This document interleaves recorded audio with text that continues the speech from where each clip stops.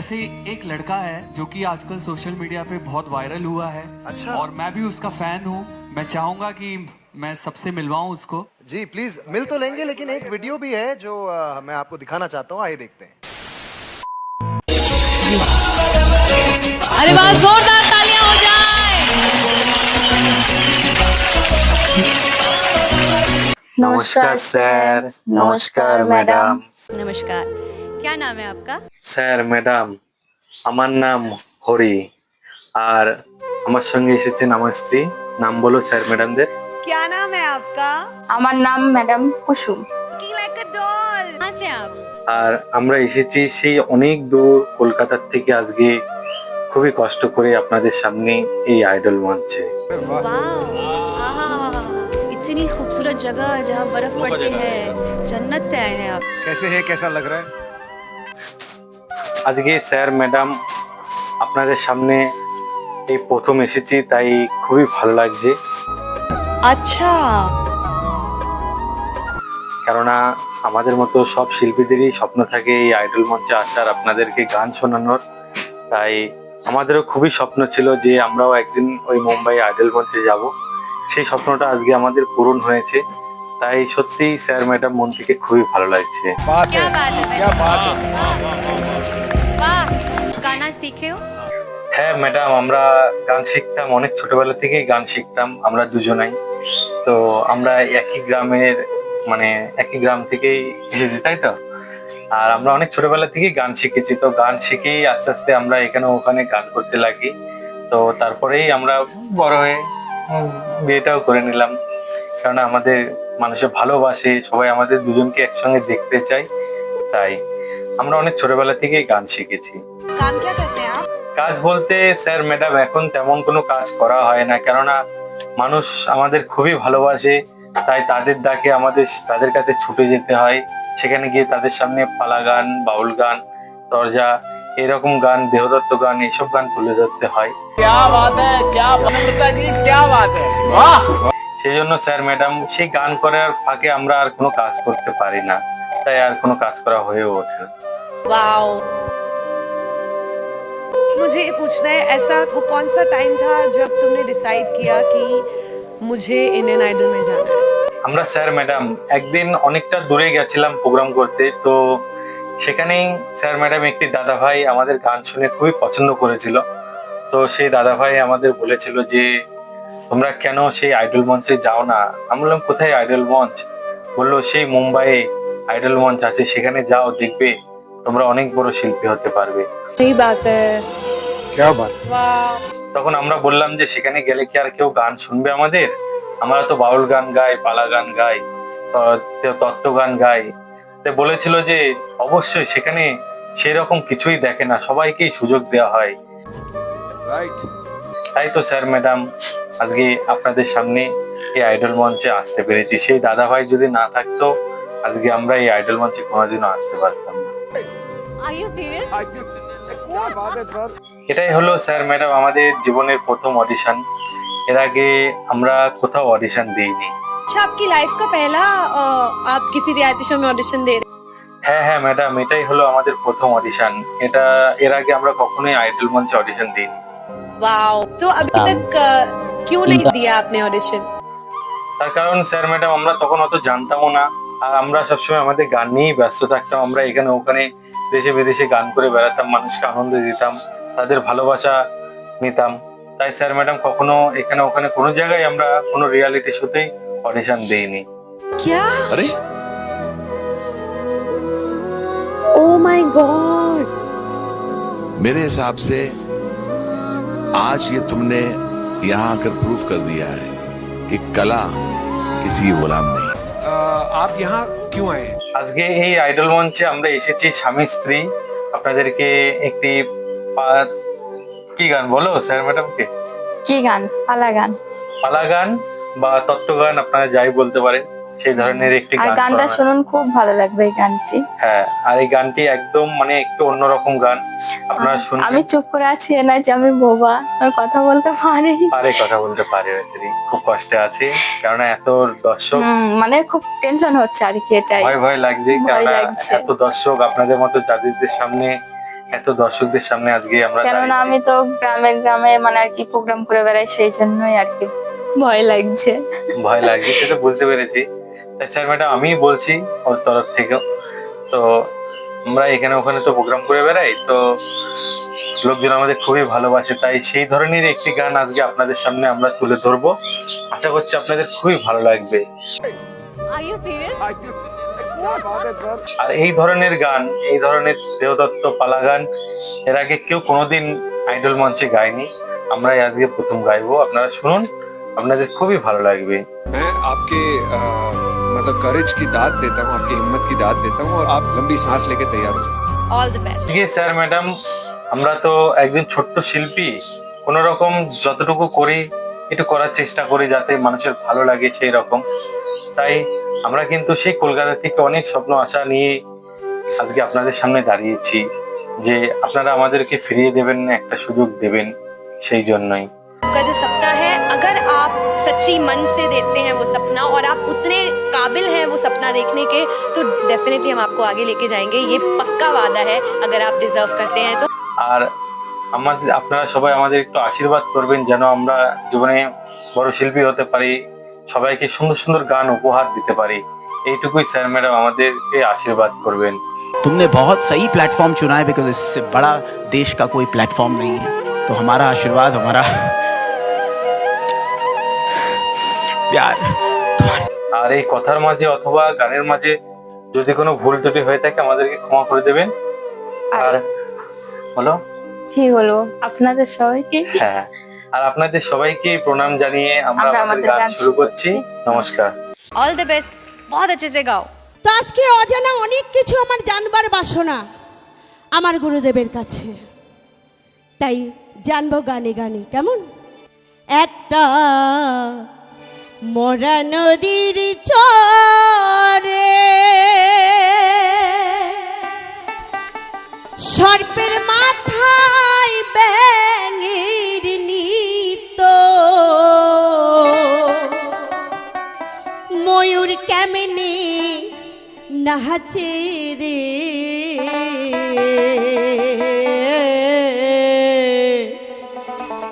কি তামাশা দেখাইলাম রে, ওহ দয়াল, কি তামাশা দেখাইলাম রে।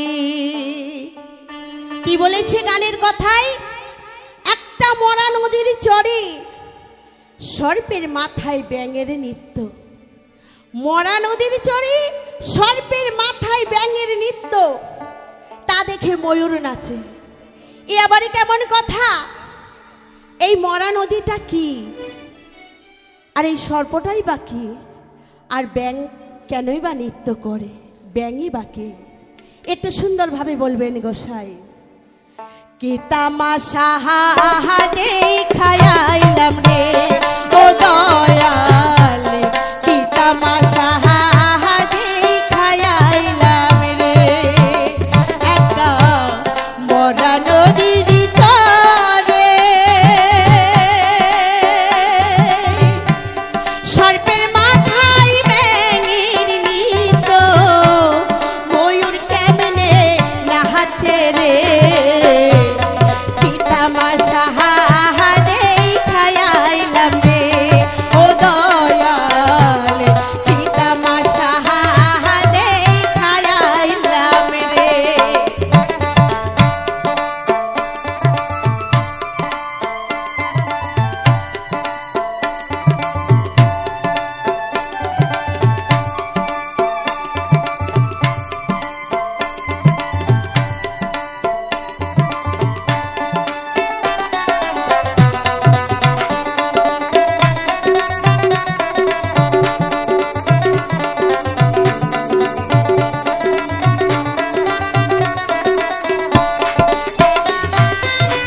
শ্রীমতী মিঠু দাসী বলেছেন, একটা মরা নদীর চরে সর্পের মাথায় ব্যাঙের নৃত্য।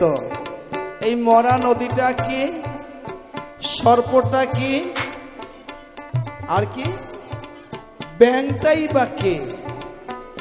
তা তোমার এইটুকু জানা নাই তুমি আমার সাথে বাউলের পাল্লা লড়তে এসেছো। বলি হারি, বলি হারি, হরি বল, হরি বল। তাহলে তুমি মন দিয়ে শোনো। ওরে মন বলিয়াছে তোরা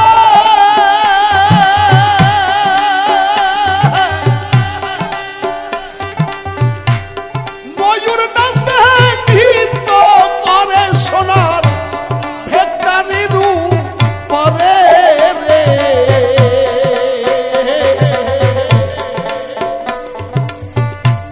সুখ নামে এক নদী আছে রে। ওরে খেপি,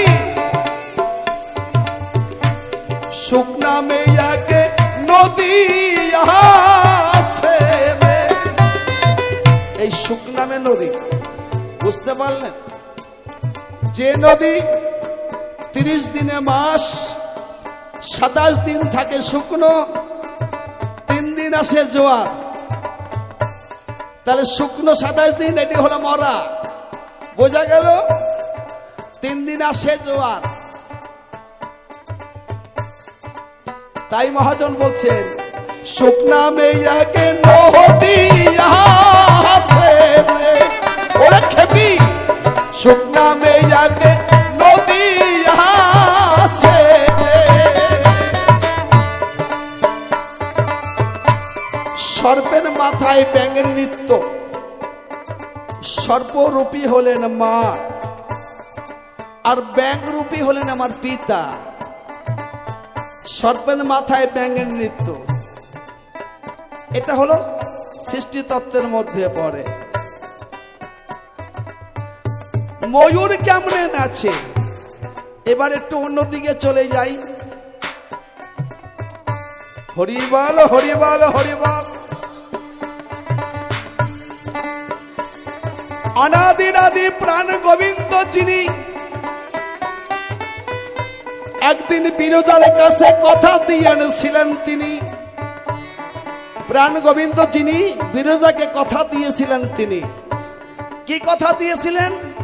বিরজার মনের বাসনা একদিন পূরণ করবেন। তাই তো আমার প্রাণ গোবিন্দ তার সময় মতো একদিন তিনি বিরজা কুঞ্জে অগ্রসর হয়েছেন। এদিকে শ্রীমতী রাধিকা তিনি হঠাৎ করে ঘুম ভেঙে যাওয়ার পরে দেখতে পায় প্রাণ গোবিন্দ নাই কাছে। সে কোথায় গেছে? এদিকে শ্রীমতী রাধিকা ধ্যানে বসলেন, আর প্রাণ গোবিন্দ চলেছেন বিরজা কুঞ্জে। বিরজা কুঞ্জে চলেছেন। প্রাণ গোবিন্দ বিরজা কুঞ্জে যখন পৌঁছে যায়, এদিকে বিরজা ধ্যানে বস জানতে পায় যে শ্রীমতী রাধিকা আসছেন। তাহলে তো কেমন হবে ব্যাপারটা? তখন বিরজা নিজেকে লুকাবার জন্য তিনি বিরজা নদী হয়ে গেলেন। বিরজা নদী হয়ে গেলেন। আমার প্রাণ গোবিন্দ কি করলেন? তিনি সর্প হয়ে নদীর মধ্যে থেকে ভাসতে লাগলেন। এইদিকে শ্রীমতী রাধিকা তিনি এসে গেছেন। শ্রীমতী রাধিকা মনে মনে ভাবছেন, হে প্রাণ গোবিন্দ, তুমি আমার থেকে বড্ড চালাক, তাই না? ঠিক আছে, করো তুমি চালাকি, বুঝবে তার জ্বালাকি। আমার শ্রীমতী রাধিকা তিনি ময়ূর বেশ ধারণ করলেন। এখন বিরজার উপর থেকে প্রাণ গোবিন্দ সর্পরূপে তিনি এইভাবে করে যাচ্ছেন, আর শ্রীমতী রাধিকা ময়ূর বেশ ধারণ করে ওই সর্পকে সবল দিচ্ছেন। এই হলো সর্পের মাথায় ব্যাঙের নৃত্য। ময়ূর কেমনে নাচে? এমনি ভাবে নাচে। এই তো তোমার দ্বিতীয় প্রশ্ন কথায় মিশে গেল।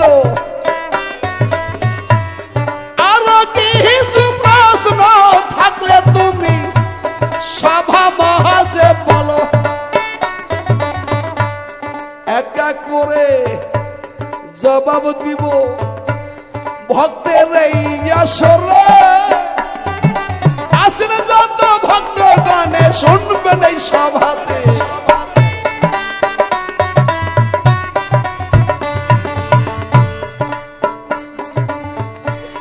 চোরাই গেল চুরি গো করতে, মালিক পহরলো ধরা। হাইকোর্টেতে বিচার দিল হাকিম তিনজন মহরা রে। কি তামাশা দেখাইলাম রে ও দয়ালে, কি তামাশা দেখাইলাম রে। কেমন কথা বাবা, চোরাই গেলে চুরি করতে, চোর ধরা পড়ে নাই, মালিক ধরা পড়ে গিয়েছে। আবার হাইকোর্টে বিচার দিতে গেছে, সেখানে গিয়ে দেখে হাকিম তিনজনই মরে গেছে। এটি আবার কেমন কথা, একটু সুন্দর ভাবে খুলে বলে যাওয়া। আজ কিন্তু ছাড়াছাড়ি নাই, আইছো কিন্তু আমার এলাকায়।